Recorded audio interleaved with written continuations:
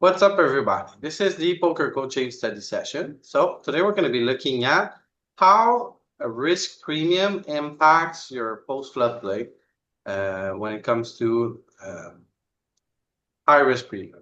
Hey guys, this is Thomas for GTO Lab. Welcome in this fourth part of the video series about single race putt. So in this part, we're going to talk about ISIM scenarios. We've seen how to play and we've seen a lot of heuristics in this node for GBV. So how to play basically early stage, mid stage of the tournament. But now I want to see, okay, how do the different pre-flop ranges under ICM impact our strategies, and also how are the risk premiums impacting our strategies. So I'm going to have three scenarios to look at. The first one is we are out of position, covered by an in position big stack. So we open a fairly tight range, and we have a chip leader on the button in position that can afford to flat a fairly wide range over here. So that's going to be the first scenario we're going to cover. The two other scenarios, we will be the big stack opening, and there will be a tight cover stack flatting. I will present those scenarios later when we get to that point. So as out of position covered, first let's have a look at our range. It's a fairly tight range. It doesn't really matter about the exact composition of the range because every scenario is going to have a different range. But the idea is just, okay, we are covered by most of the players behind us. We have a very tight, high card blocker-oriented range. So for example, we would open ace-5 off, white-7 off, but we would fold 9 suited because we are not really going to play post-flop very much. Very often, we just want to block top range, we want to block 3 bets, we want to take it down pre-flop. All right, so we open, and we have the chip leader in position that has, let's look over here, button versus hijack, 6% risk premium only when we have 15%, right? And so that those 9% difference of risk premium in position is going to be able to leverage it post-flop, and that's why they can flat such a wide range-ish, right? They do flat like king 10 off, some suited connectors, ace 10 off, queen jack off, even though we only open, as you can see, ourselves, king 10 off, queen jack off, so they almost match our range. And it's just because they have a risk premium advantage that they can utilize to realize some equity post-flop. All right, so they flat that range, and we're gonna see how the ranges impact and how the risk premium impact. So we're going to look at a few boards, those boards, and we can just start with ace king 5. So typically ace king 5 or ace king X, especially two-tone, a very poor texture where we don't really need protection with any part of a range. We have a very strong range that wants to build a big pot, or we want to check. We can look at our equity, and our position has 59% equity. So of course, very big equity advantage. This is a very good board for our range as such, because we open only high cards basically, and a very tight range. However, as you can see, the volume of betting is very, very low. We only bet roughly 25% of the time using a big size that would be between here 100 and 2/3. So you could just choose 75 or 80, it doesn't really matter. Clearly, there's not a single hand that wants to pure bet, maybe 5 here. So very low volume of betting. And there's a couple of reasons for that. We're going to see the same heuristics repeating all across all the examples. So the couple of reasons are, first of all, we don't really want to build a pot very often out of position when we have such a high risk premium. Remember, we have here 15% hijack versus button. Hijack versus button here, 15% risk premium.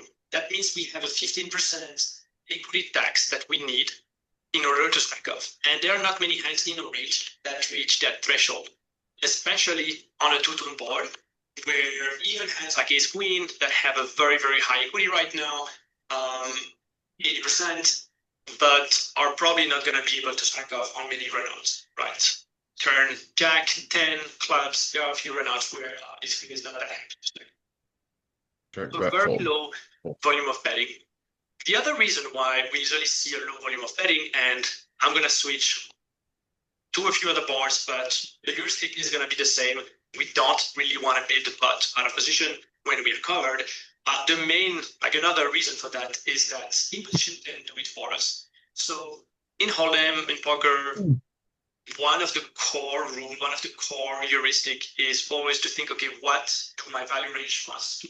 That's what kind of drives the game. That's what dictates all the strategies. And then bluffs on top of that strategy to make sure we are balanced and basically unreadable, if you will. And we do get paid when we have a good hand because we also have it. But the value part of the range is what drives the strategy. And so here we can actually check a decent amount because on all the boards, this is one of the boards where in position bets the least. But even if that's one of the board where in position bets the least, they still bet roughly 40% of the time using a big size, right? Around 50, 60%. And so my point is that we don't necessarily need to build the pot ourselves with the value part of our range, right? We can check everything because in position is going to build the pot for us. They're going to open the action and we can now decide what we do with some part of our range. We can play very aggressively the over pairs, we add some bluffs to make sure we get paid, etc. So we don't necessarily need to build the pot ourselves. In position can do it for us. That is the case because there's such a big risk premium. We don't want to build the pot out of position. If we bet and get called, the SPR is fairly high. If we check, they be 20 and we check raise, the SPR is now much lower. And so let's say they call, there's going to be a bunch of turns where we can actually just jam for B100 and not have a very tough life on many runouts, right? If you would be 25 here with jacks, 2/3 of the rivers are very annoying, basically. So we want to avoid that. That's why we basically increase the SPR by check raising.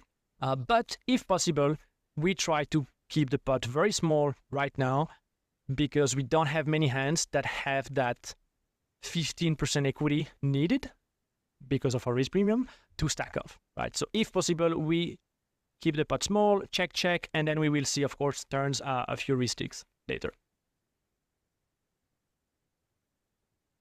So usually most boards, most low boards, even though we have a very high equity, again, 53% out of position, you can see we just don't bet.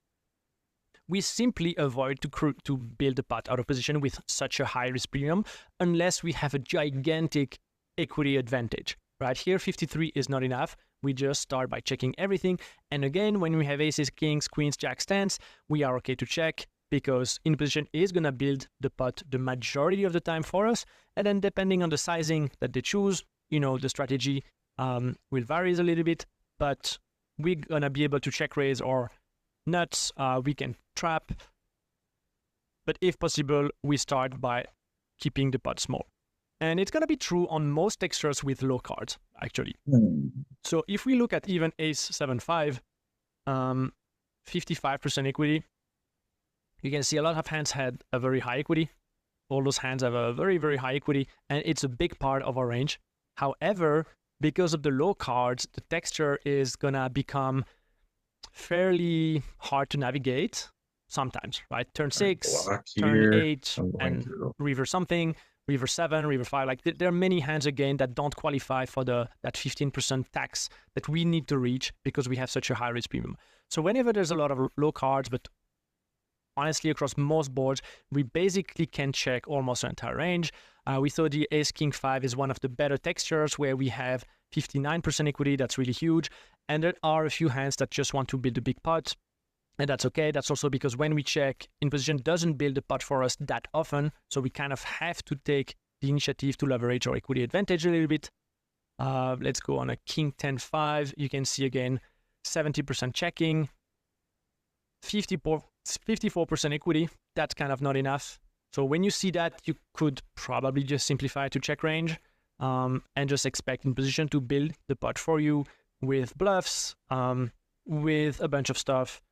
When they bet, again, we can check raise ace king, aces, king queen, or king 10 or tens. There's a few other things that I want to observe in the check raising range. I'm just going to finish this kind of c-bet node with the last one. Okay, 10-9 deuce.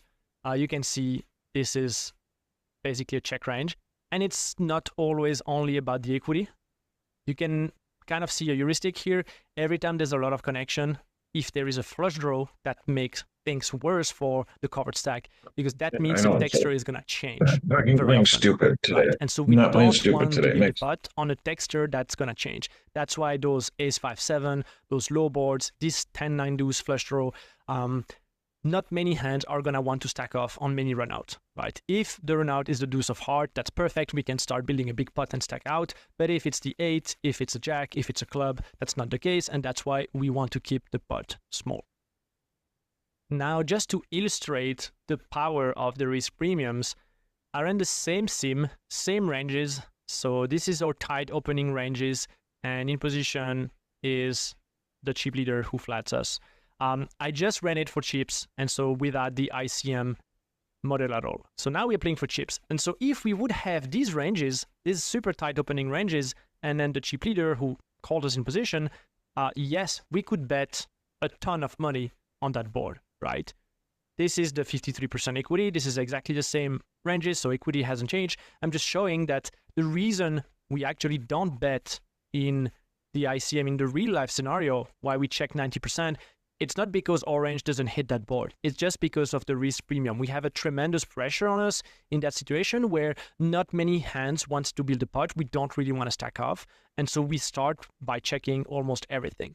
And so this is a great, I think, illustration of how powerful are the risk premiums and why they actually impact our strategies much more than the pre-flop ranges themselves. So going back to the ICM model, yes, we're going to check our entire range because we have a huge ICM pressure. And so most of the observations we're going to do post-flop are going to come from the risk premiums mostly, not necessarily from the construction of the ranges. All right, when we check, how can in position play? And so again, in position can put a lot of money in because they have the opposite where because we have such a risk premium out of position, in position can overbluff. And so I'm going to show you that in a simple way. We could just take a check-check scenario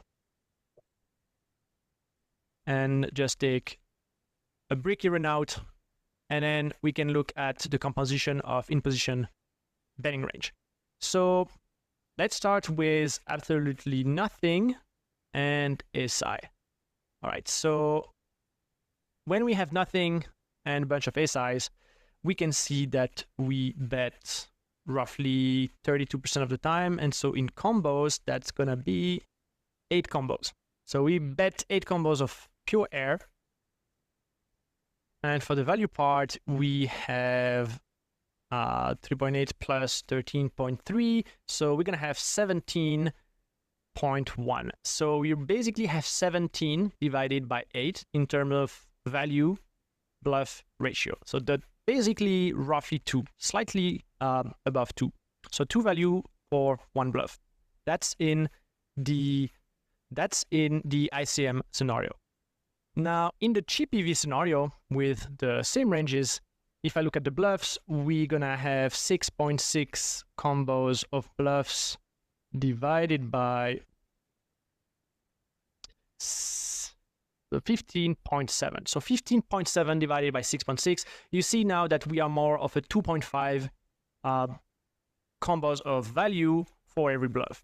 So in the cheap EV scenario, we have more value for the number of bluffs, right? And then in the ICM, we have less value compared to the number of bluffs. And that's a heuristic that you can observe every node of the game all the time. The covering stack, the ones that has the lowest risk premium, is going to utilize that risk premium post-flop in order to overbluff. That's the name of the game. When you cover, you generate EV because you can overbluff. Why can you do that? That's because your opponent has a higher risk premium, thus they have to overfold, which means your bluffs are going to win more money, basically. It also works the other way with your value. Because your opponent has to continue tighter because they have a higher risk premium, the big stack cannot really value bet very thin and use huge sizings because they are going to generate overfold anyway, right? And so we're going to see it at every node of the game, but the covering stack gets to overbluff basically every node of the game all the time. And that's why it doesn't really matter how strong is the range. It doesn't even matter if they check the entire range. You still get to actually bet roughly 50% of the time with a bunch of stuff, and a lots of hands here are very weak, like 5-6 of spades. They just generate overfold because of the risk premiums. And I can navigate other runouts.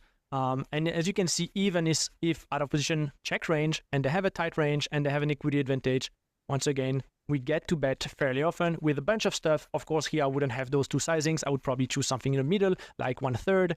And you get to bet basically your bluffs very, very often. You get to even check some value hands, because if you would be 40 and get check raise, let's take the small size, we are not yet indifferent, but I can tell you that the value thresholds are changing very fast. For example, if you get check raised by the big size, you could actually just bet fold nines. That would seem absolutely ridiculous in a cash game, in a cheap EV scenario, but in a final table with big risk premiums facing a tight range, basically this is the reality. So we are clearly overbluffing because we are basically bet folding nines, but still you can see we are betting so many air. That's because of the risk premium. And I can take most textures and it's gonna be very similar, where out of position gets to check almost the entire range. Remember, they bet a little bit. When they check, we do get to bet almost always at least 40% because of the risk premiums. Now, another thing I think you might have noticed is that the sizings are fairly small. On this kind of texture, you could expect for chips bigger size because the texture is very locked. The value range is clearly King X plus. We're not really value protecting 9s, 8s, or like a 10. That doesn't make too much sense. So we are very polar, so we should use a big size. Now in ICM, once again, if you size up too much, the problem is just that you don't really get paid because your opponent has a very high risk premium. And so if you would be, I don't know, 100 here, they start to even, you can see fold aces sometimes. That sounds crazy, but that's why the B100 is not used, because then you cannot really value bet king queen if they actually fold aces and maybe king jack and type of hand. So yes, sizings are also usually lower because we cannot value bet for a big size. Otherwise, we kind of value cut ourselves. So now the texture here in position, facing again, basically check range, you can see we bet fairly often. And yeah, we do overbluff pretty much every street, like I said. Even ace-10 doesn't pure value bet. Even jacks sometimes checks, 9s and 10s as well. So we really only pure value bet usually the bottom sets and the two pairs. So 10-9, deuces, not even ace-10. But despite that, we get to pure bet those very weak hands. We get to bet very often the low pairs.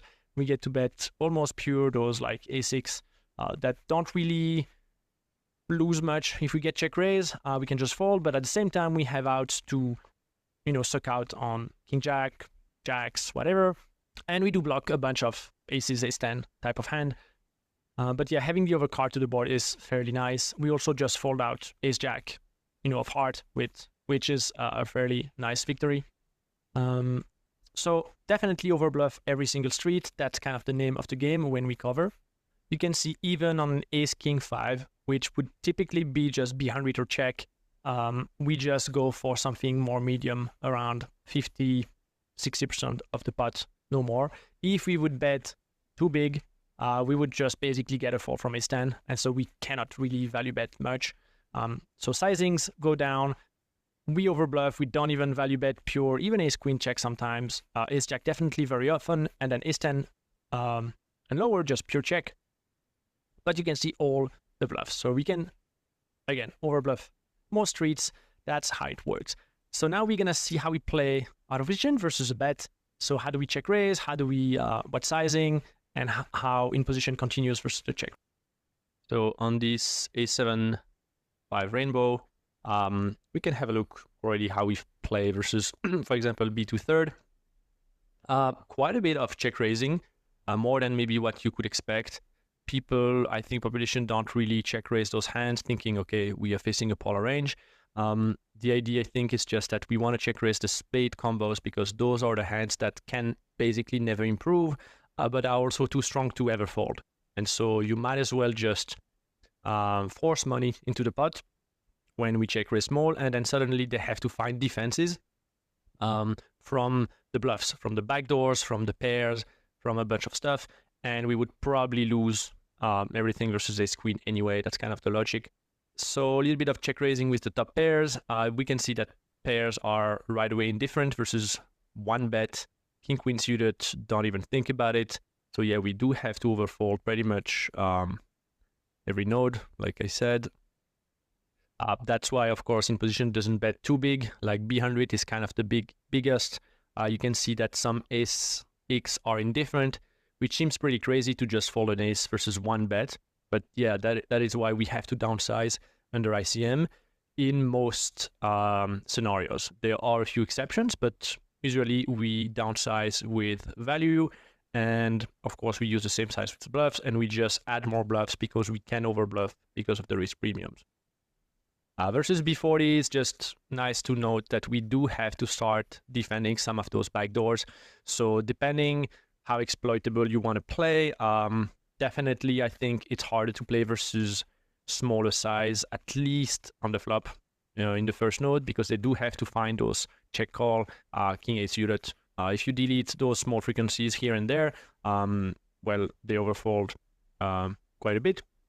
But of course, there's other nodes to play, so sometimes a bigger size is just inflating the pot in a node where maybe you are more comfortable, and then you end up betting 2 or 3 times and winning a bigger pot. So I'm not saying you should use that size or another size. I'm just showing that, yeah, if we size down a little bit, the defense is slightly harder, I think.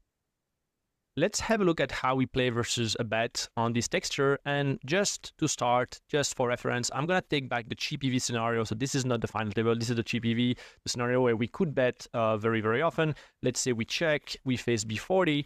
And I just want to, show that, yeah, in cash game, we would fast play anything better than basically King 10 almost all the time. A bunch of bluffs, basically check raising 18% of the time. I didn't allow for check shove here, but that might be a thing on that specific texture. Doesn't really matter. I'm going to take the ICM scenario where we do check our entire range, basically, and we face a B40. And you can see the big difference is that the value, like we check raise a little bit more in terms of percentage of our range, but that's because we have our entire range right now.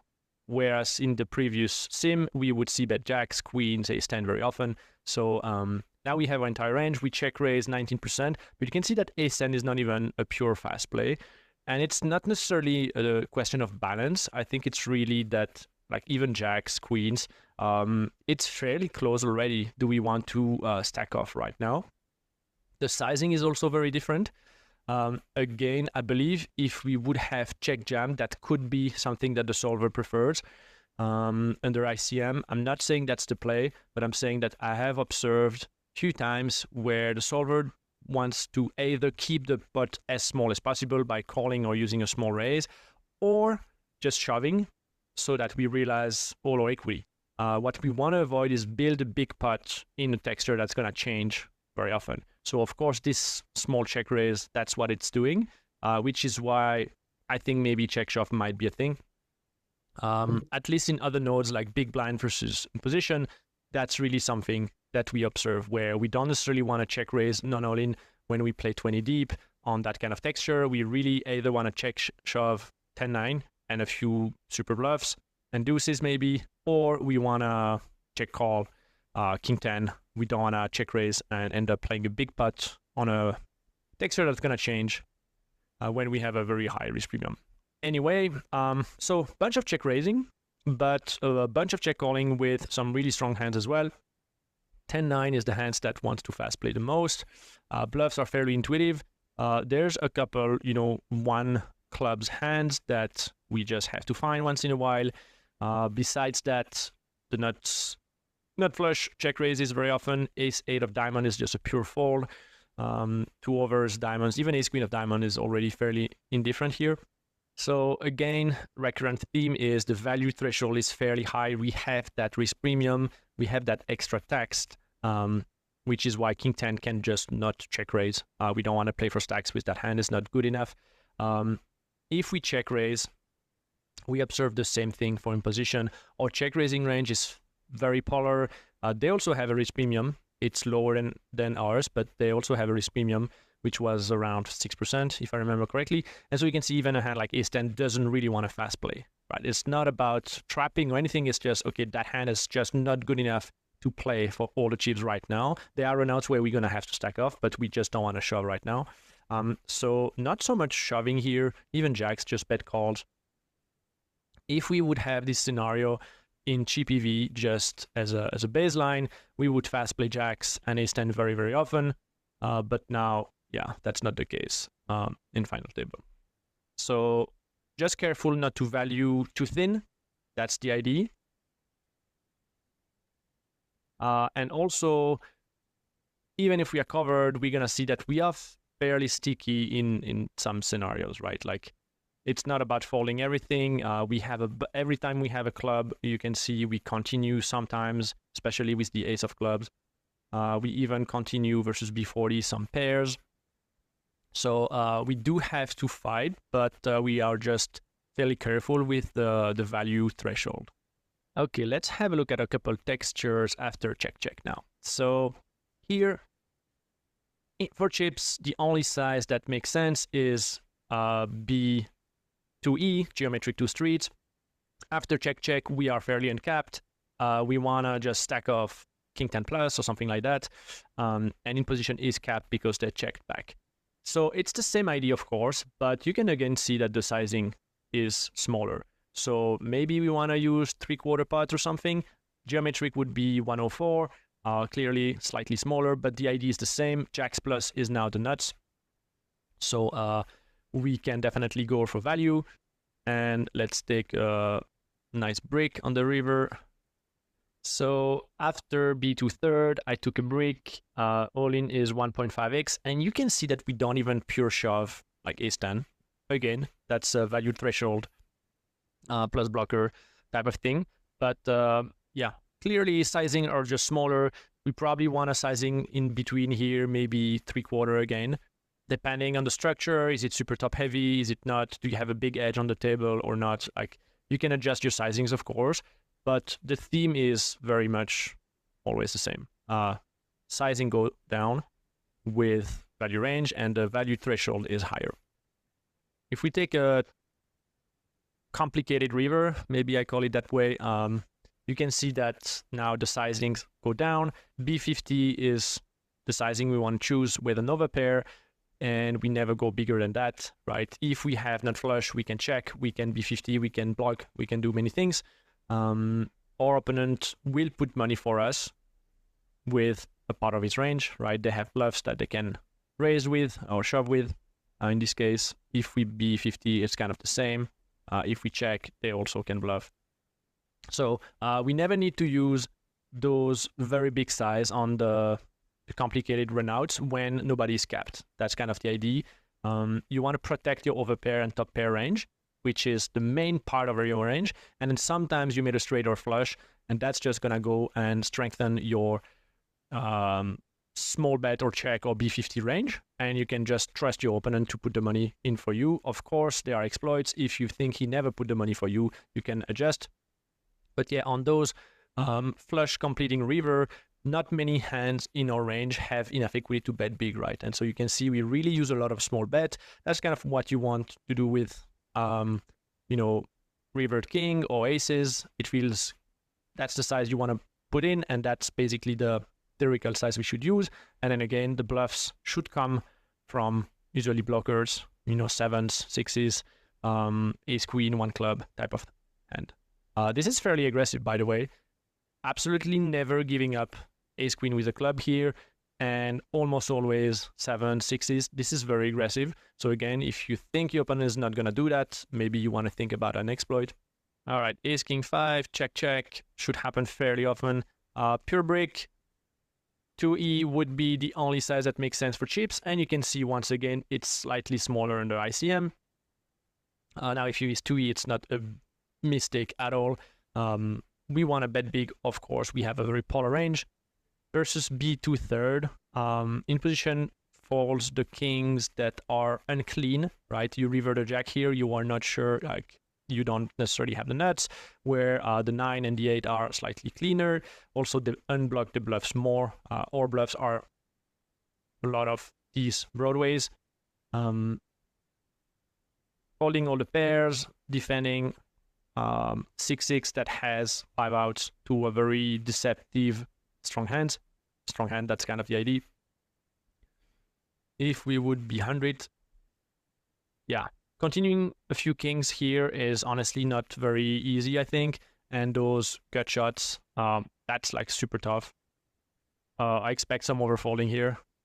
I potentially expect people to bet maybe ace queen pure, ace jack a little bit too often. I don't know. It kind of depends on your opponent. Maybe not. But yeah, the b100 here is going to be really hard to play against. Let's say we b100. Let's take a river break. It's not a break. You can see even on such a break, ace king doesn't even shove. So again, value threshold are just higher under ICM. This is a very trivial shove for chips, but now it's not the case anymore. Deuce of clubs, we never want to shove. Ace queen, that's kind of the idea. What happens if they shove? Well, I think life sucks, but yeah, we have to bluff catch sometimes, of course.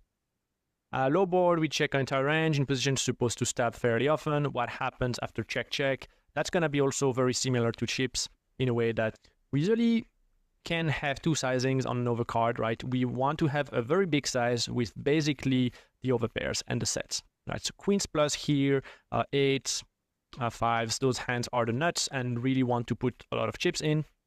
And then we could have just one size here, maybe around 1/3, if we merge those two sizings, with weaker hands that still want to bet for value protection. So I'm thinking about the weak jacks, even 10s, 9s. Those hands can bet small for value protection. That's on an overcard. And then on an undercard, usually we only have one big size, because now we don't have those weak hands that want to value protect. Like, it's literally a couple hands here. We can just choose to check or put them in the big size. But basically, if we have 8, like king 8 plus, we have the nuts. There's no hand class in the between. That's why we only need the big size on the low card. Jack of clubs, let's say we be here big. They call, river, backdoor flush. Same as usual, we don't shove very often. It's very, very rare. The bulk of our value range is one pair, and we just don't want to shove with those hands. River brick is a different story, because now queens is essentially the nuts, unless they have like 7, 8, 10, 9, but that's life. So now we shove, and they have to defend, a ton of one pair hand. They have ace queen high here, especially of clubs, when we would probably give up high clubs. Like if we have queen 10, 2 clubs, we are just giving up, right? So when they have ace queen of clubs, they unblock the bluffs. Okay, so I hope it gives you a better idea of how to adapt when we play that node in a final table as the covered stack out of position or as the covering stack in position. I think the takeaways were, first, very careful with the value threshold, right? You don't want a value too thin under ICM. Both parties, the covered stack has a very high risk premium. That's why they cannot value bet too thin. And then the covering stack, they also have a risk premium, although it's smaller, but they face just a stronger range. And that's why the value threshold also goes up, right? So don't value bet too thin. Second thing we saw is that out of position, covered, basically rarely wants to build a pot on the flop. Usually wants to keep a pot small as possible until the texture kind of locks, or until there's less streets to play and less complicated decisions, and equities are more stable. In position, it's the opposite, where they can basically kind of freely bet quite often using some small and medium sizings. All the sizings go down, as we saw. So if you would use b100 for chips on a texture, maybe use b2/3 under ICM. That's kind of the logic. Something we saw also is that when we check out of position facing a stab, we're not too tight, right? We are quite sticky.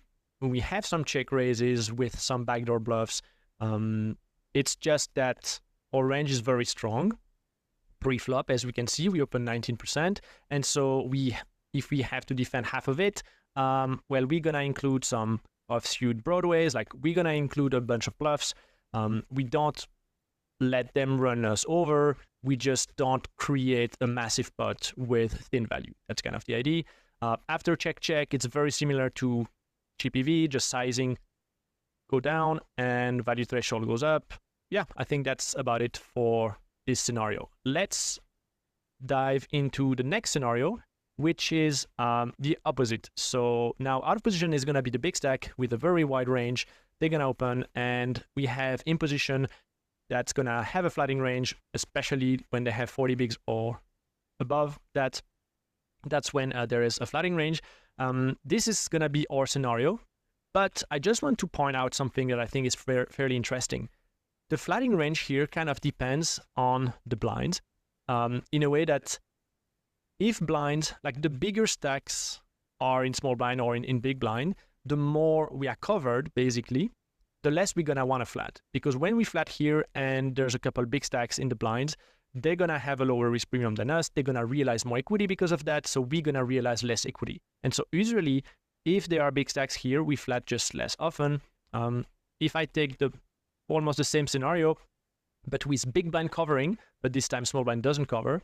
So we have hijack opening, and usually button just flats less, 5.5 here for 7% here, right? And if we would put two gigantic stacks here, that effect is even stronger. Maybe we flat 2-3%, and we basically 3-bet or fold type of thing because we don't want to invite them, right? So I thought that was fairly interesting, small heuristics. Anyway, we're going to take this scenario where we do have a flattening range, either because we cover or maybe we have an edge on our opponent or any other reason, but we're going to see how we play this scenario. All right, so this is our scenario. Out of position has the wide range, and in position has this very tight range of a covered stack who flats a wide range, right? So first thing that jumps to our eyes is how much betting there is for out of position. The equity is 41% for out of position. We are far behind in terms of equity, but still we do bet a lot. Question is why? Answer is, of course, risk premiums. Just to illustrate that, I'm going to take the same ranges, but I'm going to run it in cash game. No risk premiums at all. Just I took the same ranges. Out of position has that wide-ish range. In position has a super tight range. Equities are the same, both 41.2 for out of position. Answer, what would we do in a cash game? Of course, we check range. We are so far behind. We are out of position. Like nothing works for us. We would obviously check our entire range. And that would probably be the case, I'm guessing, on any texture. You can see 95% checking here, 96, 97. So yeah, any texture is just going to be a range check. Here, we're going to develop some betting. And again, it's just because of the risk premiums. Remember, in poker, there's like, under ICM, I guess there's two main concepts. But without the ICM, the core concept is always what does your value range wants to do, right? And usually, if your opponent is going to put the money in for you, the value range can check because you're going to be able to check, raise, do a bunch of stuff. Here, because in position has such a high risk premium, if we would check our entire range, they would just check back the entire range as well, right? They are not incentivized to create a big pot. They're not incentivized to overbluff, value too thin. And so because of that, the value range kind of has to build a pot. We also have a bunch of 4x that in position never has, right? So that's one thing. The other factor is, again, that we can actually overbluff because they're going to have to overfold, right? And so here you can see on this very low texture, the sizing, the chosen sizing is going to be big. That makes sense. When you know your opponent has that kind of range, betting a quarter is not going to accomplish anything. So sizing up is the only way to challenge their range. And they even have to fold some ace queen, which seems fairly crazy when you see the range that bets. There's so many bluffs, but because they have a risk premium, they just have to overfold. They also cannot fast play that much. You can see those hands are not necessarily trapped. It's just that if we shove and get called, we don't necessarily have the equity that we want because we have the 15-16% risk premium. Actually, let's check out the risk premium quickly. So button versus hijack has, okay, 17% risk premium, very, very high. Hijack versus button has only 8, right? So there's that 9% difference that out of position is leveraging, and that's why we see so much betting, even when we have so poor equity. So what are the hands? What are the bluffs we are choosing where we want to have some kind of backdoor equity, right? So a 5 is great because we can make a straight, kind of the same with the 3. These hands are usually fairly nice because they just fold out so many hands that dominate us, right? When we bet Jack 10, they fold Queen 10, King 10, even Ace 10. That's really, really nice. We don't necessarily want to bet the high stuff because we keep hands that we dominate when we check. And we don't necessarily want to bet those garbage, no equity at all. You want to have some ways of making a good hand, at least most of the time, right? So for example, an ace, when you have a club, that's great. When you don't, we start with the check. By the way, I don't expect all opponents to play this aggressively. So if they are checking a little bit too much, the exploit, the reaction is just going to be to check a ton here and not build a pot versus too strong of a range, I might say. Let's take an ace-high board. That should be fairly terrible for out of position.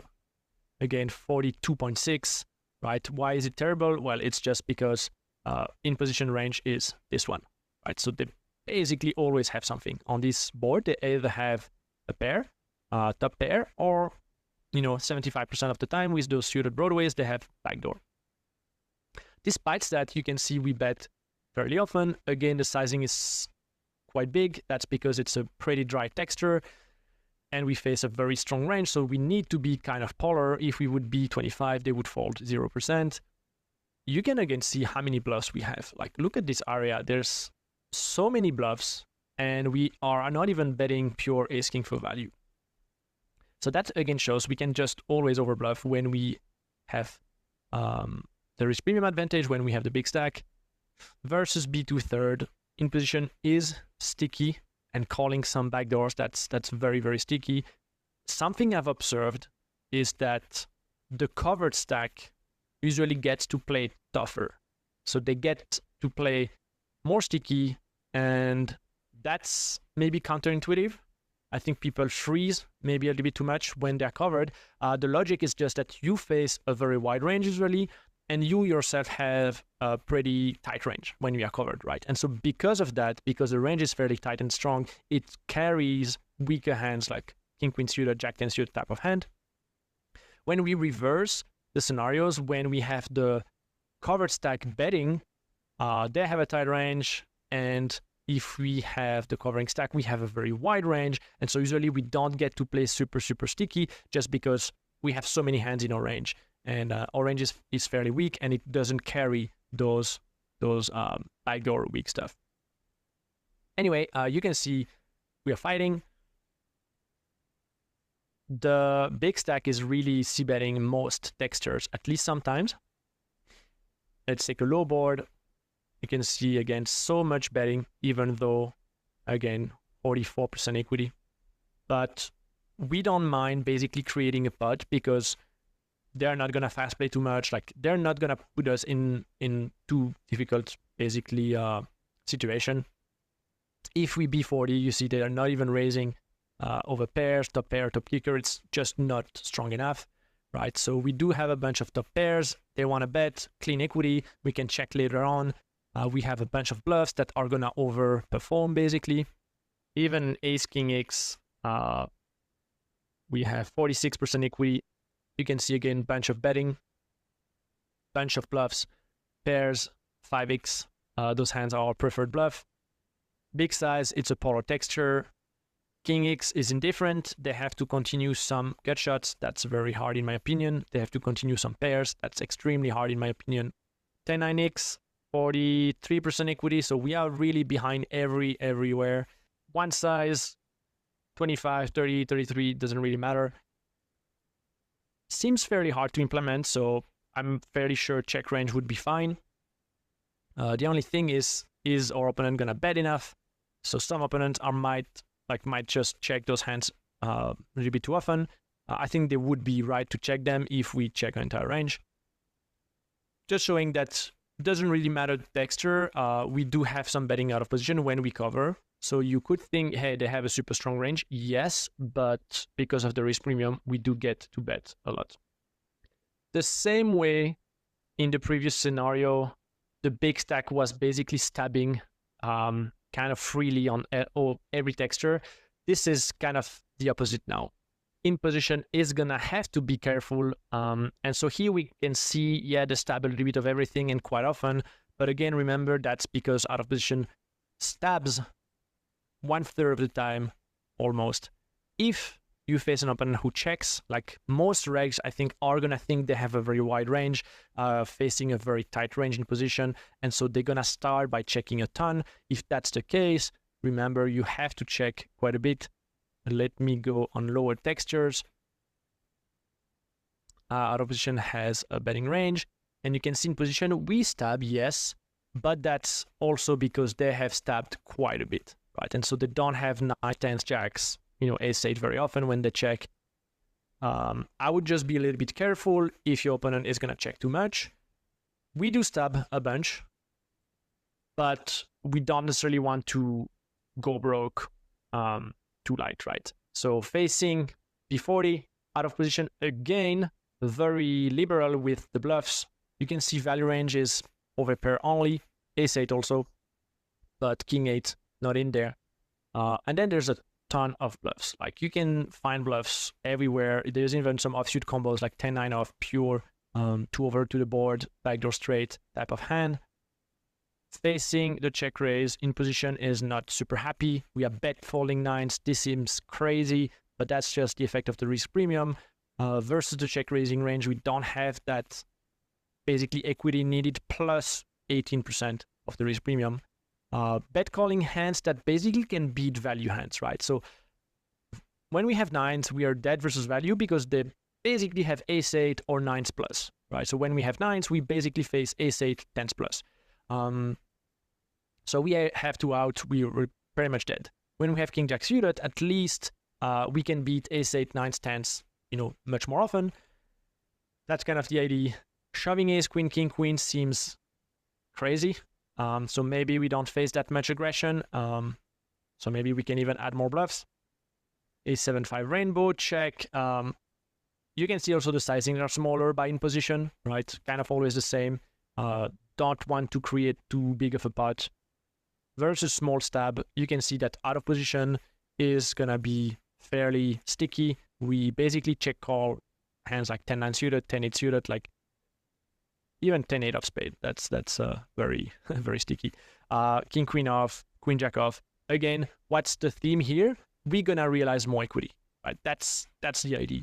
Because of the risk premium, in position cannot value bet too thin, they cannot bluff us too much, blah, blah, blah, all those things. And so we're gonna realize a lot of equity after bet call. Let's say turn is a jack, in position is gonna have to check back a bunch of hands. And so we arrive to the node check, check very often, and we can either make a pair, like if I take a 9, for example, we are not gonna bet. Let me check, yeah. Okay, 10-9 is actually, can bluff sometimes, have some kind of good blockers, blocking jack-9, ace-9. But if we have, a jack, we're mostly gonna check it, jack-10, king-jack type of hand. If it's a pure brick, we now have a bunch of bluffs with all the floats. So if we now have nothing here, well, these are our bluffs. If we wouldn't float those hands on the flop, it's fairly hard to find bluffs, right? Even king high can just pure bluff. What about the pairs? Even low pairs are pure bluffing. So you can really see we are over bluffing by a bunch. Even third pair, 7x, is bluffing here.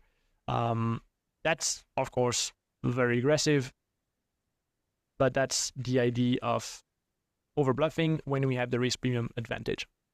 Quick look. Check in position bet. We check raise small. You can see again, covered stack is fighting. So it's not because we are covered that we give up everything. We are fighting. We are playing poker. It's just really about not value betting too thin. But if we face aggression, we're going to have to be sticky.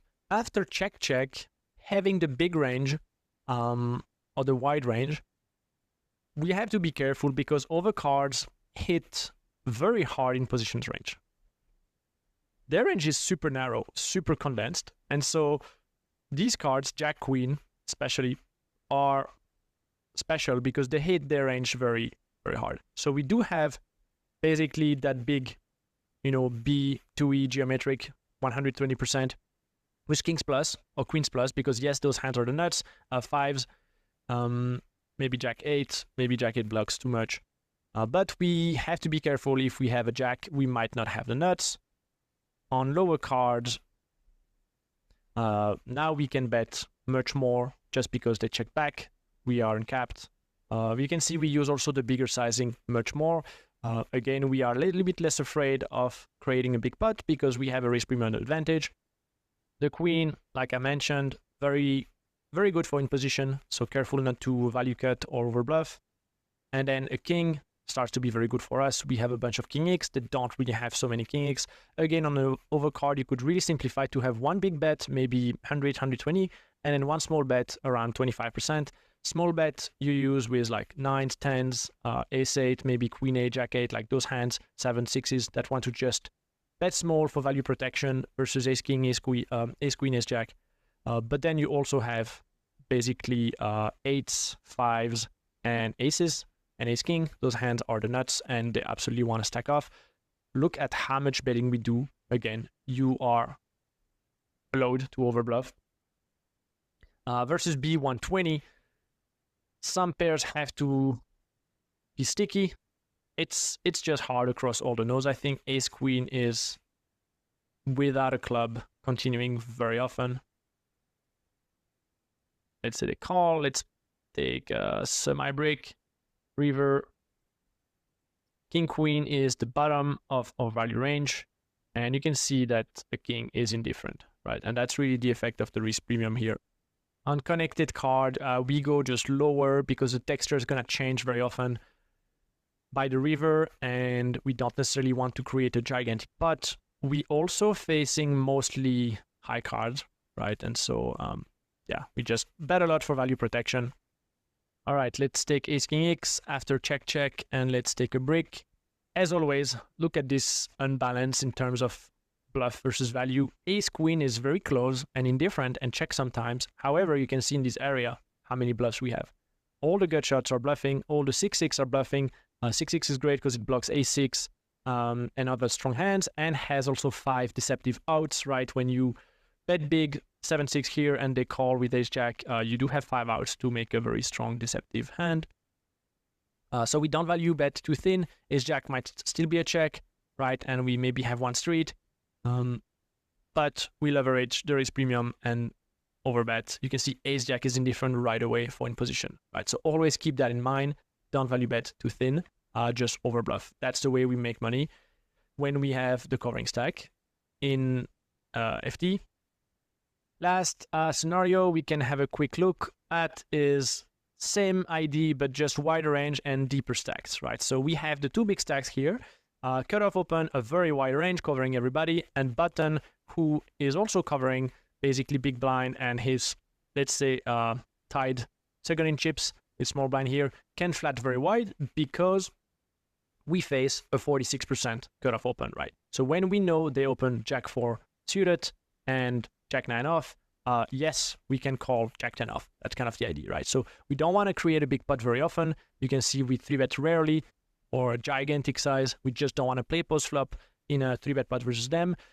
We flat queens, so we have a very uncapped range, and because we flat queens and ace queen and jacks, it also carries weaker hands, and that's why we can flat jack 10 off, king 10 off, ace 9 off, right? That seems loose, but again, remember, we play versus a very wide range. So let's have a look at this scenario. Super wide range, out of position, big stack, and then in position, if we click, we do have this range that is fairly wide for an FT, but given the opening ranges, that makes sense. And again, equity-wise, out of position is going to be behind on every single board, right? 47% here. What about on a low board? 46 on an SI board. 46, right? So we are behind everywhere. But we do see a bunch of betting.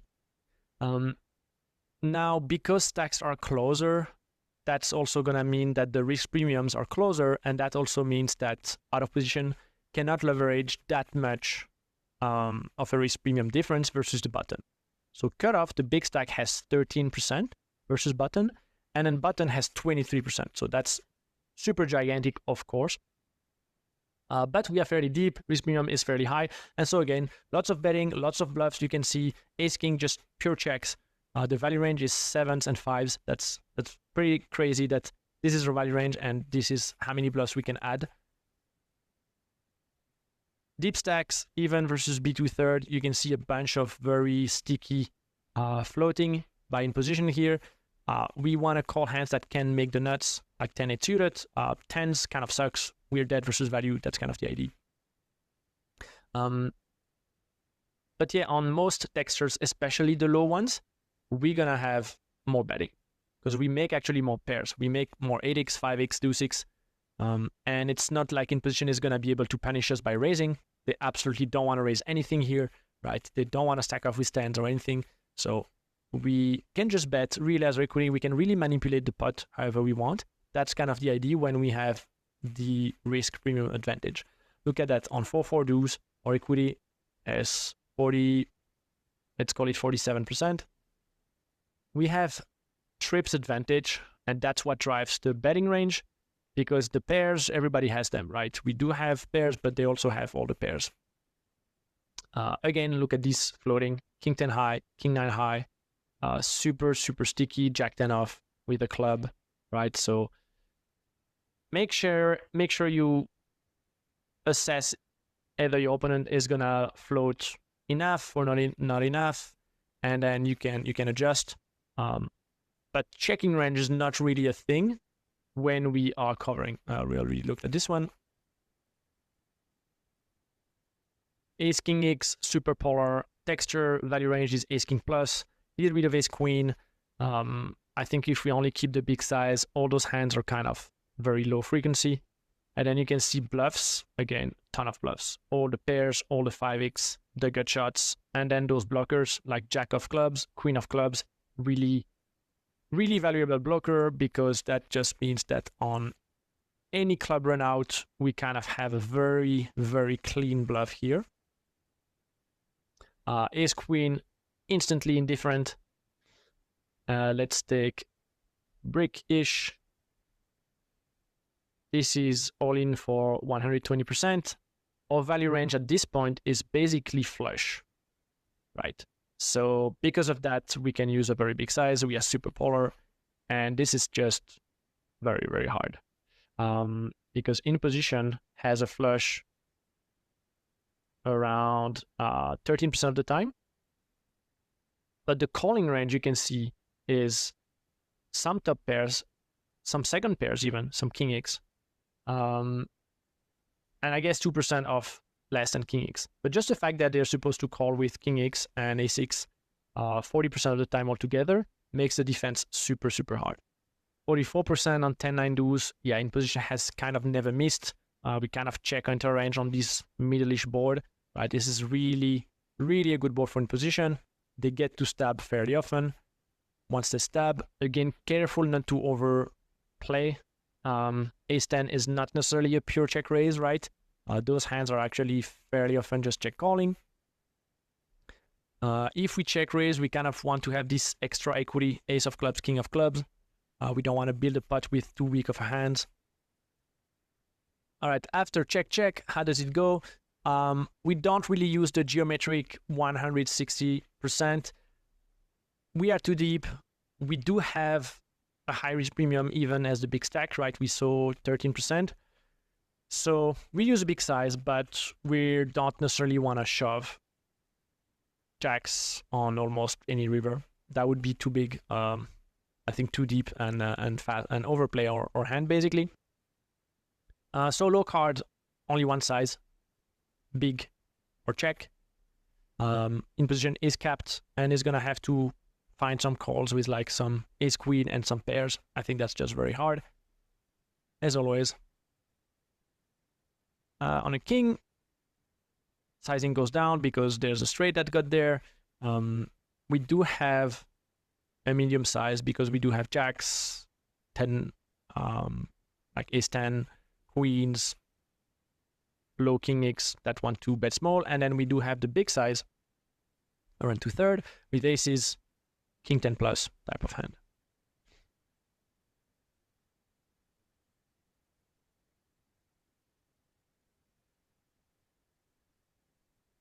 Same on low boards, right? See, if I take a low card, the only size that makes sense is a fairly big size because we either have ace 8 plus and we want a value, or like 8x plus, or we don't.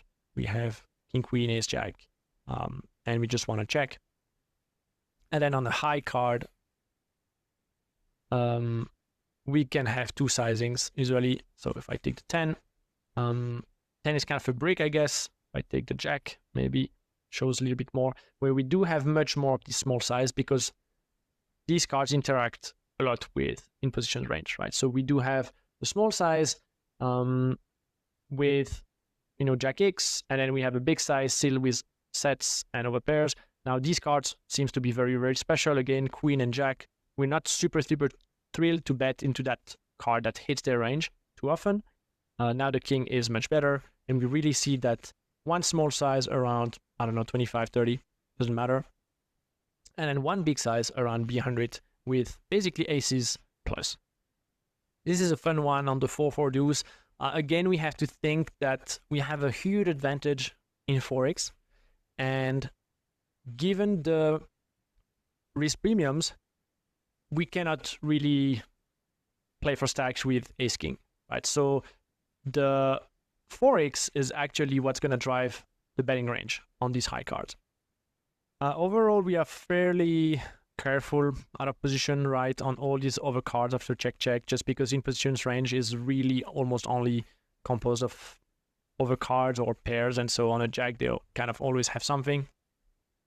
We have a higher betting volume on low cards because now we have basically much more pairs than them, and they did check back.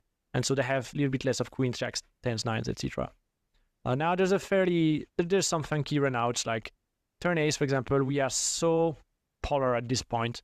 Yeah, we can have a small size with like nines just to protect. But because we still have some 4x that we basically are the only one to have, we can actually have a bunch of super big size around 4x because we are super polar with the big size here, right? Even ace king is barely enough to stack off by the river, but these are still very, very exceptional. Ace and king, that's just because we become so polar that we can leverage a 4x advantage. That's very, like, that's kind of a detail. That's because the texture is very special with a low pair. But on most of the cards, we are fairly careful. We don't really build the pot too much. If you have queen jack here, don't think, oh, you can just bet 2 times. You can see even ace king, ace queen, king queen are not even betting always.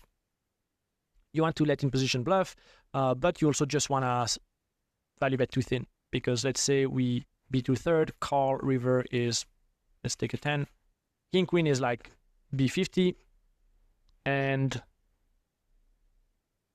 there's not really much more money than that wants to go in, right? So yeah, just be careful not to over stab those high cards when they really, really hit in positions range. Be more liberal on the low cards like we saw. Much more betting over here. All right, so we now saw how we play both sides in the situation where out of position is the big stack with a wide range, and in position is the covered stack. So the first thing we saw is just that you can flat in position, let's say about 40 bigs, and you want to flat more if you cover the blinds. If the blinds cover you, you want to flat a little bit less, you want to invite less the blinds in the pot pre-flop, and you want to 3-bet slightly more and flat less. Now, once you flat and the pot plays heads up, out of position is the big stack, we saw that just the big stack gets to stab most textures, right? Even with an equity disadvantage, we get to stab just because we get to overbluff. They cannot fast play in position, they have to overfold, many things happen in favor of just stabbing and having more bluffs that are going to make money, and also building a pot with our value range, because our opponent is not going to do it for us. When they are covered, they are incentivized to play small pots and passive, which is why we want to create the pot ourselves when we have a very good hand. Something else we saw is just, again, the value thresholds are higher, and so we don't want to stack off too light. Just pay attention to that. We also saw that even covered, we have to be quite sticky. So facing big stab, it's kind of paradoxal because I'm saying be careful not to stack off too light, but at the same time, we do have to be sticky. So it's really a game of, okay, playing tough poker, but not creating ourselves a big pot for no reason. That's kind of the idea. All right, guys, I hope this part of the series was useful. I certainly learned some stuff, and these deep stack scenario in final table don't happen very often, but when they do, they are worth so much money that I thought it was quite valuable to dig a little bit deeper in how we navigate those post-flop trees. All right, good luck at the table, everybody, and see you around. Feel free to hit me up whenever you see me in live. Take care, guys. Bye-bye. All right. That was a pretty good one. So let me paste the notes. You should note that it's a deep stack final. That was a final table, right? Yeah. And it was deep stacked. That's going to be quite different than like a 25 or 30 big blind average, I think. It depends. It depends. There was also some shorter stacks earlier. Can you maximize the notes there, Libby? Yes. I mean, like something like this. Yep. Okay. I'm gonna Nice. copy paste them actually Yeah, yeah. in the chat. Oh, I can only do 1,000 at a time. Okay, so like This this. is really interesting, man. But it's a really delicate thing because if we have a big stack and the flattening the button also has a big stack, even if we cover, both are going to have like big RP, right? So we are not going to overstab and play over aggressive like he was showing, right? It's some really to have we need to have a big advantage of chips, I think, like 40 to 60 plus 70, 80 big blinds, right? If we have like 40 and 50, it's so close that we can't we have the risky premium so high also that we can't just over aggressive. So it's really specific situation, right? Well, not really, because it doesn't matter if you have 100 big blinds and he has 20, or you have 55 and he has 50. The scenario was if you cover him, because you have a huge advantage if you cover his stack, because you can knock him out, but he can't knock you out that hand. Yeah, You know? yeah, but in a regular tournament, right? In not a PKO, if we have like 60 and he has 70, or we have 70 blinds and he has 60, we also have the risky premium so high that we can't just put money, you know? So even we are covering and we are out of position, we won't bet like he was showing with 670%, you know? We are going to go back as we are playing cheap EV, basically. Cheap EV. The big difference in this spot was that the covering stack still gets to bet, but we use a much smaller size, right? And we let the pressure do the work for us. Yeah. Right? Because even the guy who has 60 doesn't want to bloat the pot very much, right? Like when it's 60 versus 70, right? Neither player wants to bloat the pot, so it's small sizing, but the covering stack gets the frequency of betting. Yeah, So, and then Peter. you add Yeah, that's bluffs, right. right? And then I Until also really enjoyed the fact like when like whenever you're covered, you have a tighter range. So high cards are better for the guy who's covered, and then the low cards are better for the guy covering because the range is wider. Yeah, no going thin on the river either. Yeah. Yeah, I got a question. So to your point, Peter, you said the covering stack bluffs more and bets smaller. I get that, right? Yep. And so I have a hard time following these webinars. So did he say that on the turn they don't get to go as thin? Because Yeah, like wasn't on the flop like they were just like betting all their pairs or whatever, and then on the turns can they not once the coverage stat calls they don't get to go as thin? Is that right or no? yes, the value threshold is much higher. And then the risk On the premium, turn? yeah, on the turn, like the risk premium force the player, like say in position bets, then there's a continue. The risk premium makes it so that he can't double barrel freely.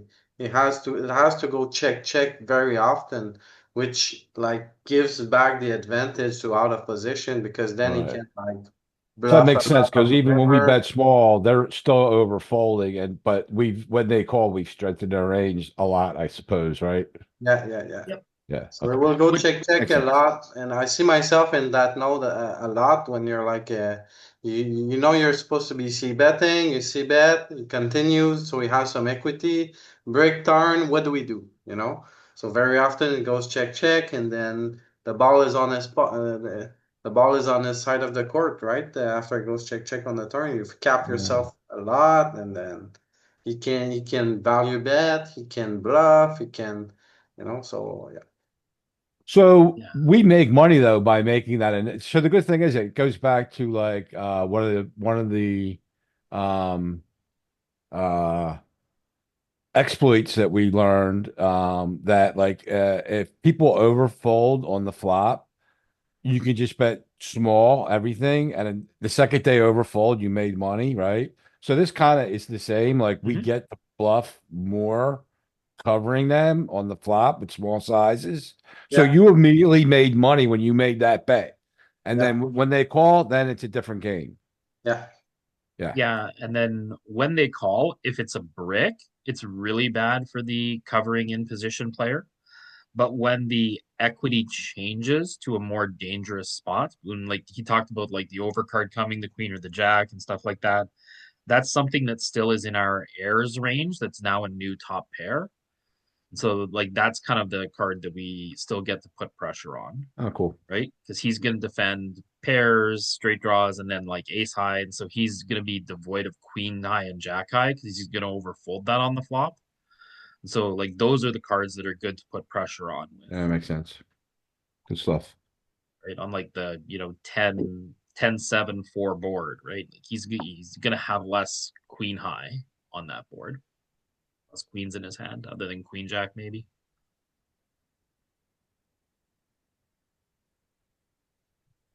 Is this the final table? The screenshots? Yeah, that's what I'm saying. I just put the to reinforce the point.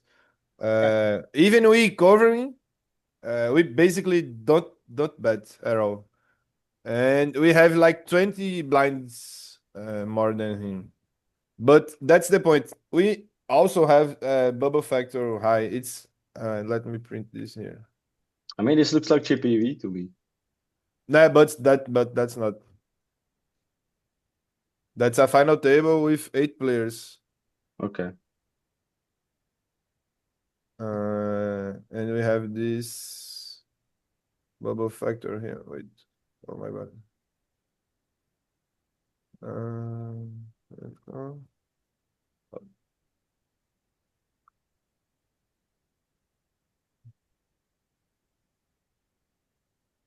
yeah. So a lot of checking from like out of position, and then uh, the betting will come a lot from like in position, right? So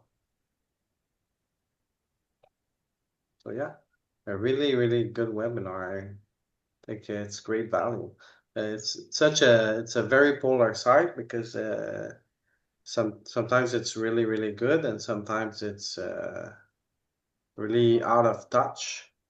So you need to be very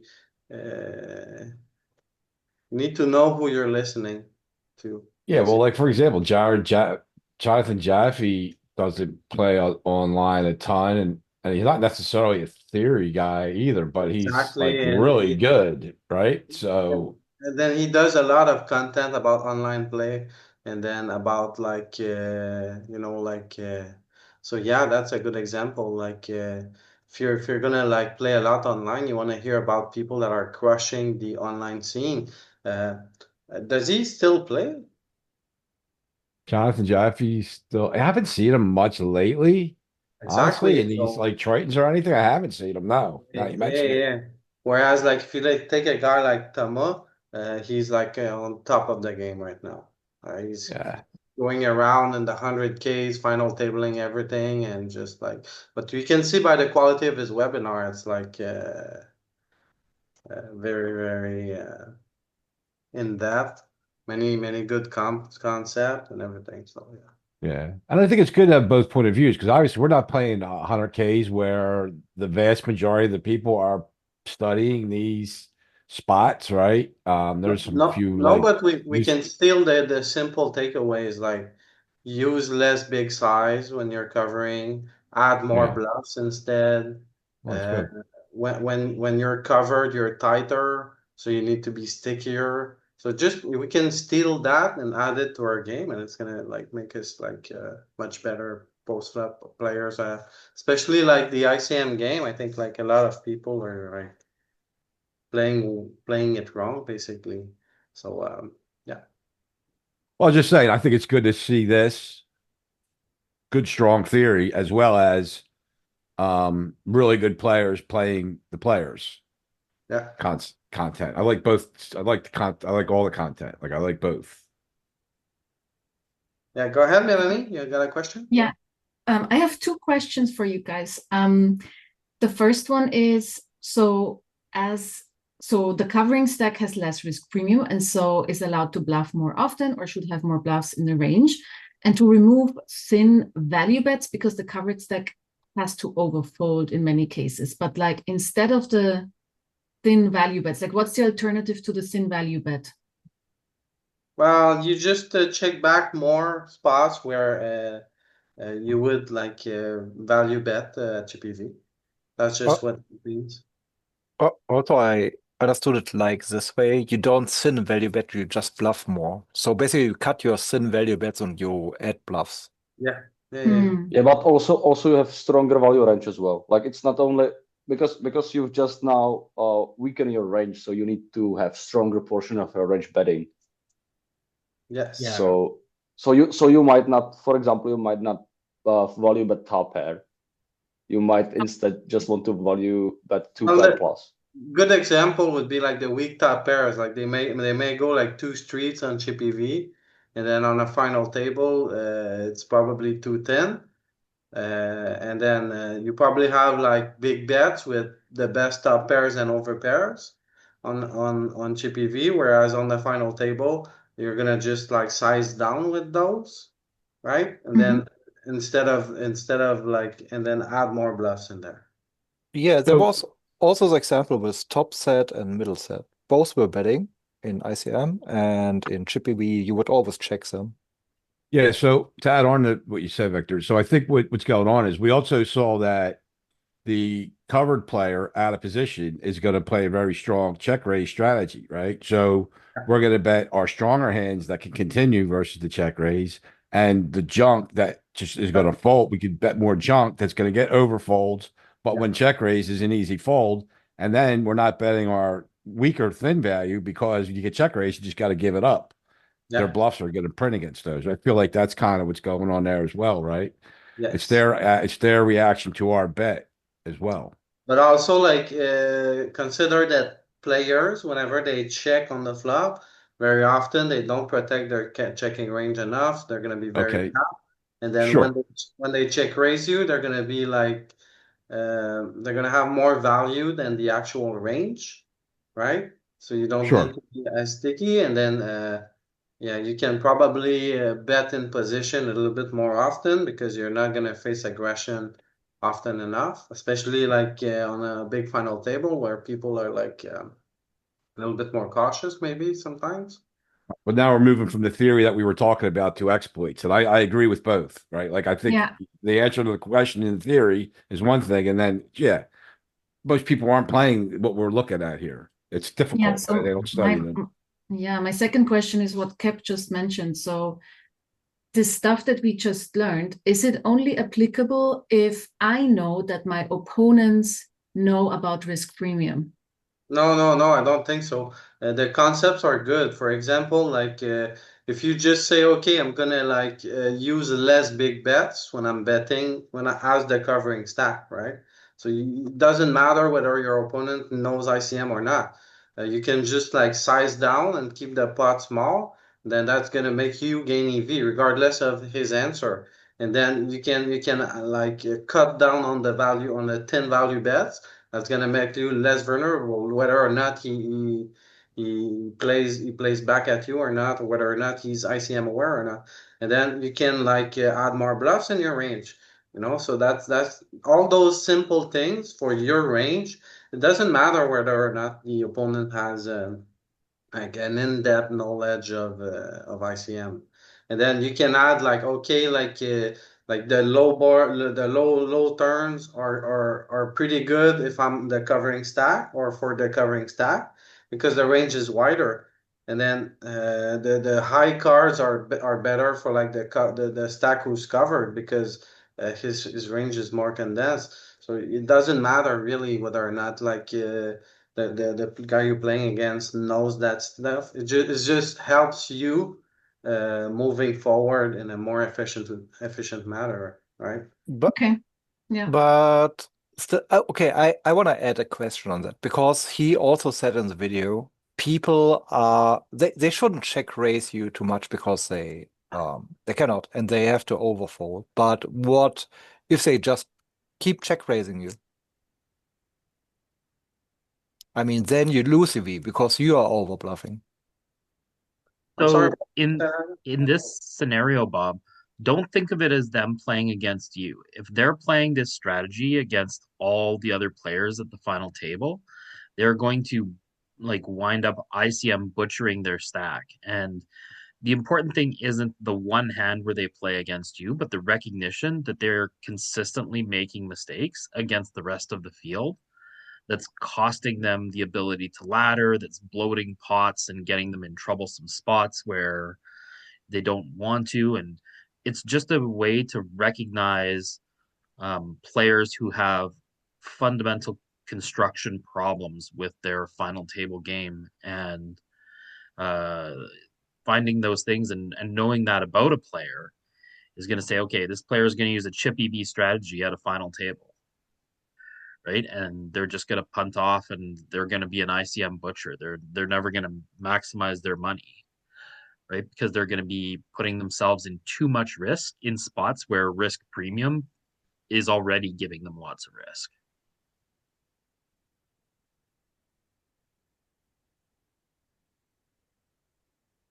All right. Does anyone else ask questions?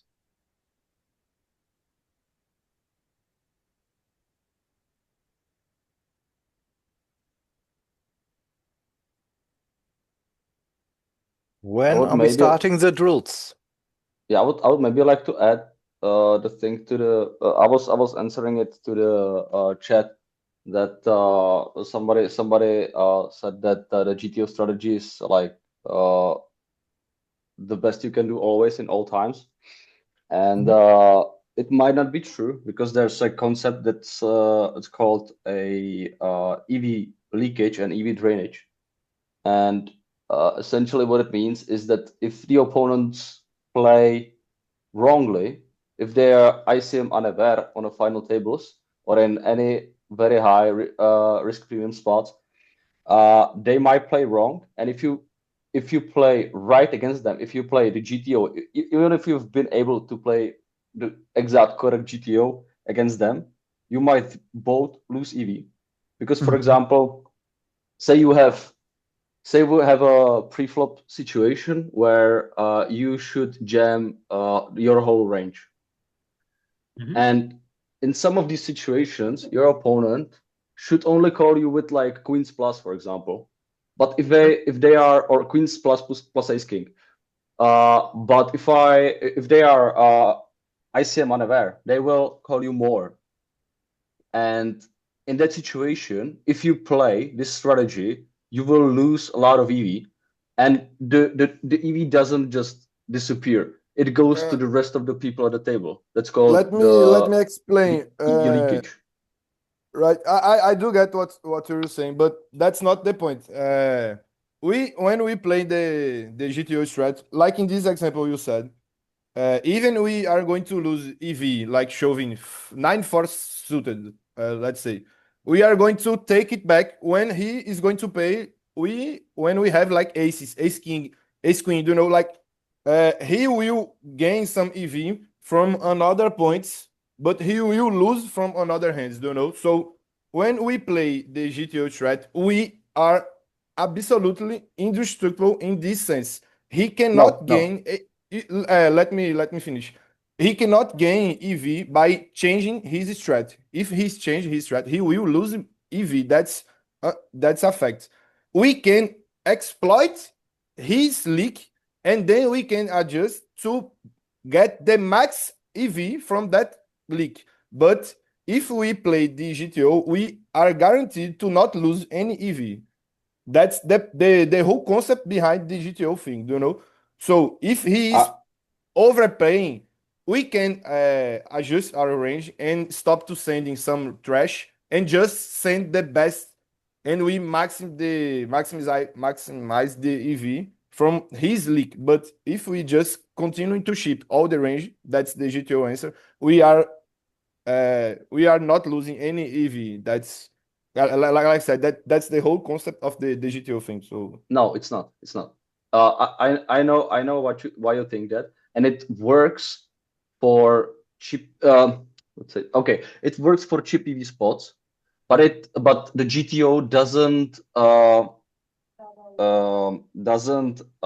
it's 1v1 always. In GTO it's always 1v1, and the GTO doesn't include the rest of the people at the table because because it's impossible to count.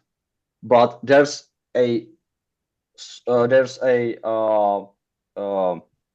theory, or not theory, but the thing that works is a leakage and drainage, and this will result in if one player of two is playing wrongly and the second one is trying to play correct, they both lose EV in some of the spots because you can't get the value from your value hands anymore because you have too many bluffs. But in the theory, you should jam all your hands because he don't want to lose. But if he's unaware, he will call you and you will both lose EV. I can understand what you're saying, but I don't agree. I will maybe I might send you, if I find it, I might send you video on GTO Visa. They Let me give you about this a lot. let me give you an example where it's super clear. Imagine for a second that you're doing a sit and go. This is different than laddering, but where the laddering is the most extreme thing, where the top three people get the exact same score, get the exact same prize, and the fourth person gets nothing. When you are at that point and someone calls you when they shouldn't, you both are giving EV to the other two people. So when someone plays wrong, they can drag you down with them. That maybe that principle applies here, and that's what you guys are disagreeing about. Yeah, thank you. Yeah, that's what I meant. Thank you. I understand that we are going to if he is going to make some leak, he is going to put EV in the table. But that's what I said. When we have like a range that in this really simple example, we just need to open shove like blinds, blind war. So we are going to shove range, and he just need to pay like ace jack plus. If he's going to pay ace deuce plus, let's say, our value hands are going to get tons of value that shouldn't have, like, so even though if we like I say, how can I say this? If we put this in the HRC, and we solve with the leak that he's overpaying, we are going to undershove some trash to maximize our EV. But if we keep shoving all the range, like I said, we are not losing any EV because we are going to lose with the 9-4 off, the 7 deuce off, but we are going to gain most of it with the value hands like aces, ace king. We are going to be paid more often than we should. So we are leaking some EV in these trash hands, but we are regaining it from the best hands. So we do not lose EV. I think I think I'm clear now, right? there's yeah, I think there's two different pieces going on. So one is that there's EV in the individual hand. So the two players who are playing the pot, uh, the EV is maintained in the 100% that can be earned between the two players. The fact is that the money that comes from a person busting out at a final table is in favor of all the people who are not in the pot, right? And they don't care who wins. Anyone who gets knocked out or gets crippled increases the value of the chips that they have left as one person becomes a shorter stack than them, or as one person busts out of the tournament, right? And so, the best case scenario is you have three big blinds and there's two guys who get dealt aces, two guys who get dealt kings, and one guy who gets dealt queens, and all of them go in, and one guy wins it all by flopping a set of queens, and you ladder 5 spots with pocket 2 or with 2 big blinds and take second in a tournament where you were going to go out 6th, right? That's the idea of the person who gains something from the other people going and playing incorrectly or correctly in a pot, and it doesn't matter how they play. It's the financial gain, and that's not EV, but that is financial gain, and then those things are slightly different, but nonetheless impactful as people play, correctly or incorrectly in any particular hand.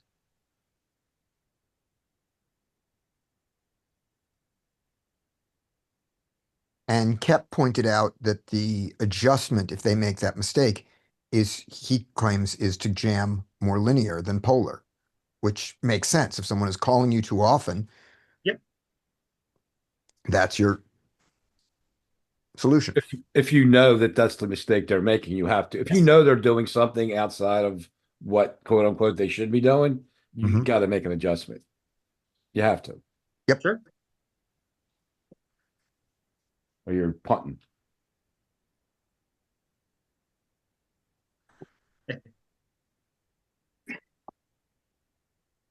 All right, what else can we say about this video? Okay, I will see it. Yeah, it was an awesome one, Louis. That was As I pretty said, good, right? The digital thing, it's the whole concept of it is just to be like unleakable, right? So in this aspect, I thought it was really good. it can't get in my mind, right? Really. How'd the AI work out?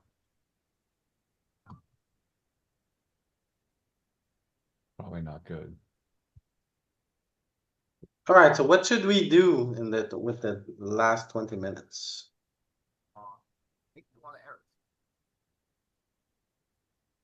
You Dean can had do a pre-flop drills for ICM spot. Say that again, Paris? We can do pre-flop drills for ICM spots for final table, for example. Okay.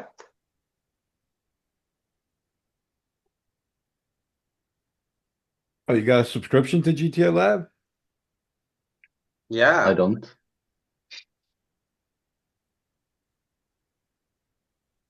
Told you that one of the guys in my other group works with them, right? Does he? David. Behind the Louis is scenes. too rich. He doesn't need the money. Kid's fucking killing it. Oh, My God, he got so good so fast. on PA? Guy in PA? Yeah. Well, it's multi-state now. New Jersey, Pennsylvania, Michigan, and Vegas. Mhm. We got Fox in it to take. We got all the big boys with us now and WSOP. Oh. Yeah. Ooh. Right, Ken, what would you do here? I'm not even looking at what I'm looking at. It's the final table. Yes. Fold to us. Yes. I fold. Oh, you net. Oh, there's 11 big blind stack at the button. I got ace 7. I'm opening the big blind, whatever, the covering stacks. Risk All right. premium is billion against the big blind. Okay, so what's the worst ace you Yeah. open here if you fold this one? I mean, I might fuck around with ace 5 and ace 9 suited, Ace 9, you say? ace 10 off. Yeah. Okay, let's see. Ooh. I would Yeah, I'm just too open tight. it. Well in range here, Ken. Yep. Ace 10 off I hit at least. Okay. Bob, what do you do here? Dude. Bob Fold. the net? A snap Fold. fold. Snap fold. Don't even think about it. Could In my you fold defense, faster? Maybe raising 5 big blinds is. But in Well, general, whenever you're facing like EP and you have a 10 or a jack in your hand, like you're blocking the bottom of his range, right? Yeah, he's open fold range, yeah. Yeah, so But as we see in this spot, we open like all the aces suited, so we have a yeah, bunch of very tight here. Folding ace jack, folding ace 10, so- queen jack, queen 10. And then if you have a king, you can kind of mess around a little bit because you block ace king and pocket kings. We also seen in the video, it was super tight, even on the button with like 10 suited plus. Okay, Pyrus, the worst suited king that you play here and how you play it. I think my only option here is a jam, and I think the worst one. So it's either king 10 or king jack. So I would say king jack. You go all in with king jack here. I'm Yeah. with you. King King, jack or maybe queen king suited. queen. Yeah, king queen. I think. King jack. I think king jack suited. I think Yeah. it's King, king queen queen. suited. I'm I think King minimum 10, I king think it's queen too suited. loose, right? King 10 King 10 with might be reasonable. Yeah, RP. Pyrus is Maybe out king of his jack. mind. There's no For way your king. tournament life, at least king queen. Yeah, I Yeah. think maybe king jack, but king queen it's for sure, right? Even Bob wants to play king queen. Right, let's see. Oh, king jack is in there. Even king 10. King 10 suited, yeah. It's mixing, right? Very close with king 10 as well. Yeah, we have the shortest stack. It's chip EV time. Yeah, Yeah, but no, not chippy, but like you play. You just play. Look at the money you win by shoving. You lose. Yeah, 90 we cents. are losing money, right? Yeah. Mhm. Okay, So, king jack is winning a little bit. yeah, we can just go with king jack, right? Thank you. Dean the don't- criminal I is don't- ready to make it 5 here. I don't know. I'm not gonna race to 5. I'm just gonna jam everything. I'm not even gonna bother with 3-bet with 3-bets. Maybe aces exploitatively. Ace is the only hand. That's the only hand that wants to make 5 BB. Right? Ooh, jack. The other nine. ones is just to protect. Just a fold, I guess. Right. Yeah. King eight. Oh, do we even play? Call. Like, do we even play? Yeah. We are going to put max pressure on him in the post flop, right? Yeah. Just Yeah, call. I think we think calling it's like a call. 80% of the range there. We just No. losing the trash. Question, what do you do with king 5 offsuit? Do you ever 3-bet? No, I just would defense. I think we can put we can 3-bet some blockers like ace X and king X in this low size in 6.x 6.5. But this hand plays. Yeah, I look think at it. Look at it. plays Look at good, it. My plays question good. was completely fucking right. Yeah. But hooray. I thought it would defend it wider. If this guy has more chips, you get to mess with him more because he can ladder past other people, but he's the second shortest stack, so you don't get to mess around too much. No, it's about the range more. Like you have some RP versus him, but he has super tight range, so you just have to fold more. And like he's early position too, so even normally you fold like 7x offsuit, even a chip PV for the big blinds. At 20 big blinds, you fold even more. Actually no, you call more. But he has such a tight range, you have to just like fold more of the offsuit hands. Well, if it's Ken, maybe you can fold, but like, you gotta mess with people a bit. Dude, in my defense, most of the games I play, if I open first position, I'm gonna go to the flop 3 and 4 way, even at a final table. They're so bad. It's true. So Me too. seven's Interesting. kind of Ace bad in that X scenario. suited, just shipping ace 2 to ace 7. Yeah. Still stuck in the low stakes. Yeah. After Sunday, we're all grinding micros this week. I'm gonna go play a $60 live one today. Let's go. South Point special. Let's go, Vlad. Yeah. Okay, so this should be an easy raise, Yeah. right? Look around a little bit, yeah. Yeah. Easy fold. Oh, this is interesting. Pete, what would you do here? Full frequency prank, 5 big blinds. Fold. Wow. Nope. Fold, fold, fold, fold, Nope. fold. This queen, board. Yeah, it's just a fold. Yeah. Yeah. King Jack, look at this. Wait, do you never raise that as a bluff? I raise that as a bluff. Yeah, Not in this spot. Not in this Yeah, I spot. would full frequency prank this. In any You spot, can I raise that as you a can bluff. raise it in chip PV for sure, but you can't raise it here. I think at one point that big blind is so short that if we 3-bet, we are committed, right? So we need to have some equity Ace Jack's pretty reasonable. to. Yeah, I think so. But if his range, or his rip-popping range should be really, really strong, right? Like Jacks plus, something like that. I don't know. But I mean, like, we're just bluffing here. We make it 5 chips. It's Yeah, just a but bluff. if the big blind shoves, we need to call because we have like odds, directed odds, so we need to have some equity to play. I think What's his that's 4 why betting it's range gonna be here? Like, I think we can fold Ace Jack pretty comfortably against what his 4-bet range is gonna be. yeah. But the thing is the math, right? We have like 5 BBs in the center plus the blinds.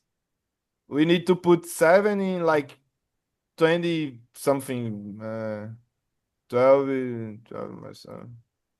I think his range is gonna be like pocket 10s plus. Like, Yeah, Jacks plus, something like that. I don't That's think why I we're- think we can only 3-bet with ace queen because we can call. I don't we think have we're it- calling with Ace Queen. Can you see there in the spot? From the hijack? If his proposition is if we 3-bet and the big blind goes all in and under the gun folds. Yeah. That's the point. I think we have the odds to play the call. We wanting or not? No, we're not calling. I think so. But I don't know. No. Big blind will be super tight. I mean, Yeah, this- Jacks plus. That's the range we are putting him. So if Yeah, we I were think ace closer jack- and stack, if we were closer and stack, look at this. Ace Like king, our ace jack jack. 26 is folding his jack, but the low jack is actually 3-betting pretty big with his jack almost every time. Right, so it has to do with stack depth. We're too shallow to be messing with this guy here. We're too covered. Anyhow, if we fold, we get a raise. And then big blind goes in, right? Yeah, big blind goes all in. Yeah, look at this range. And Yeah, then tens, ace king. Like Ace Queen's gonna fold here. Yeah, that's what I said. Oh. We pay. We have just the Gross. odds right to pay. We can't fold. I mean, against that range, this is brutal. But we can see in the Aki Lab. Let me put here. Yeah, I That was- guess he has enough pairs that our ace is good here sometimes. We flip so much that we have the We're- odds. This is one of the only ranges I've seen where King Jack plays and Ace Jack doesn't. I've seen it where, you have King Jack doing the raise and calling, or the raise and folding, and Ace Jack doing calling.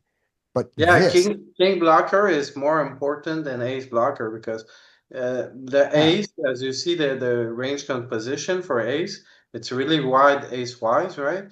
So, but the kings are all very, very narrow and strong, right? Ace, king, kings, those kind of hands. So having like a king blocker is often going to be very important. Wow, we can call off with this ace nine here. That's savage. He- Right, let's see another one. Fold, fold. Oh, I don't understand that, Louis. You don't have to go into it more if you don't want to waste the time with it, but I don't understand why him having stronger kings is why king is a better blocker. It seems like the opposite. no, the king, I see it over and over in many ICM sims. It's because the A6 range is too wide. Okay, so you don't mind blocking, you don't care about blocking ace deuce, ace three, ace four, ace five, ace six, ace seven, and in composition, like the suited ace are going to be almost always a huge part of the opening range, right? So why? So you'd rather bluff with the king X in your hand or continue with the king X in your hand because then you block ace king versus if you have an ace, you block ace deuce, ace three, ace four, ace five, ace six, ace seven. Those hands are kind of, bluffs on it on their own, right? So having a king blocker, When is, you is raise, very when you another way to put this, Scotty, that I think I found that was really interesting. So when there's an open and then you get three bet, a great hand to four bet all in with is going to be a hand like king queen suited whenever you like on a final table. And the reason is because you block pocket kings and pocket queens with it. And this king Okay. and this queen. Yeah. And And then you unblock the garbage aces that he has. exactly. So it's so just a thing at it's ICM. easier for him to have an ace, and he has more aces that he'll fold. Yes. Exactly. You unblock the folds when you don't have an ace in your hand. Yes. Right. And when you have an ace in your hand, you put him. Well, he has much less ace five off because like how like the big range is expanding from the offsuit aces. And then the suited aces are almost always in there. So that's why you see the king X and in the suited area picking up very often. And then this time it was even offsuit, right? So Yeah. While you block like the value from like ace king, ace queen, you also block all the bluffs from like ace eight to ace deuce, and then you condense him more to having a pair because he has less other broadways in his hand. Okay. And so when Louis was talking about king queen, it's really good because you block kings and queens and compress him more towards like lower pairs that maybe he's going to get away from, or ace X that he's going to fold. Right. okay, this is a talk about risk premium here. This guy has one big blind behind. We should fold everything. Should we? Should we? We should. I think that's the answer. Just play aces and kings Yeah. and I mean, fold. what did he do with like king jack offsuit here? Just fold, insta fold. Yeah. I mean, King we're queen never going to offsuit. fold it. We're never going to Fold. fold aces here. But if we were we're never going to fold aces here, but you could see how you'd think about it. We should fold everything. Yeah.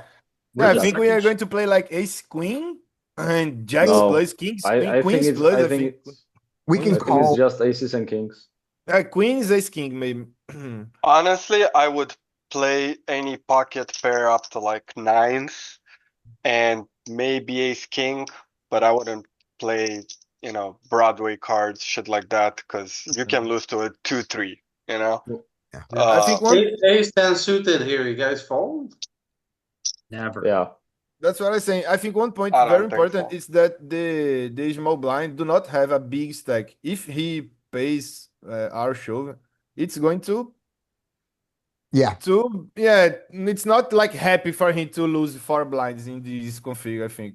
So maybe he has some folds and we are going to have the big blind to call us light because he has odds to do so. So maybe we have some shoving range there. Thinking through, I think we can shove like ace 10 plus, maybe nines All right. too. Shove Let's see. all broadways. We'll have Yeah, the I cutoff. thought at- Way King more than I Jack was thought. pretty- I thought King Jack was pretty good here. Ace 10 definitely good enough. Oh my goodness, Ace 3. What some It would be interesting to see if that low jack with 40 big blinds is in Yeah. the small blind. I think we are going to narrow drastically this range. So But in this the real config, question is, if we go all in here and he calls, does he have much of a folding range? Yeah. I don't think he has too many fold, but I think yes, definitely he can fold because he can ladder up. But at the same time, he can call also because he has the chance to back in the game and also If small blind calls, I fold everything except aces, kings, and queens in the big blind. Yeah, I think you Yeah. have quite a bit of folds because I like he think can that's bust a the 40. blunder. I think like you got like you post one, you got one behind, you're gonna be pretty wide here. Ladder. Yeah. Small, I mean, small blind call. especially when Oh, you're wow, down let's to go. 3. So the problem is Look when at you're it. down to 3 people, that ladder is gonna be huge. From 3 to 2. That's the second biggest ladder in the tournament. Yeah. So like, why would you call 8-4 there with one big blind? Just Yeah. suck it up, and you have a chance. Like you have realistically a 40 to 50% chance at least to make that ladder if you just fold any cards. To basically increase your money by like 30%. So Yeah. it doesn't really make sense. 12%. What was the right? small blind Up to- calling range? Was this? Broadways and pairs and aces. Seems Kind of fine, the right? same thing as what the guy's shoving. Oh, come push the. It's a bit wider, I think. Sure. I mean, even if I see it here, I would never call with pocket deuces here. If I'm in the big blind, pocket 2, I'm fucking folding here. Why good. would I try Oh, that? the big blind But is it's folded. Oh, folded. oh yeah, he should. Okay, sorry. All right. All right. Okay. That was a nice little session. Thanks a lot for joining, everybody. And if you're not a member of our Discord, we have a friendly Discord for all the study group members. I invite everyone to join. It is right here. So make sure to check it out. Oh, did anyone win something big? Oh, no. Where did you put the link for the Discord? I'm gonna put it right here for you guys in case you're not a member. Here it is. And then send me a message. I am what? The supreme leader? Where am I? Supreme leader here? So send me a message. I'll give you the permissions and the right to see the secret channels. So on this, have a good one, everybody. And see you guys around. Thank you, guys. Thanks, Very, Sophie. very nice. Hello. Sorry Bye-bye. for any Always a inconvenience. pleasure.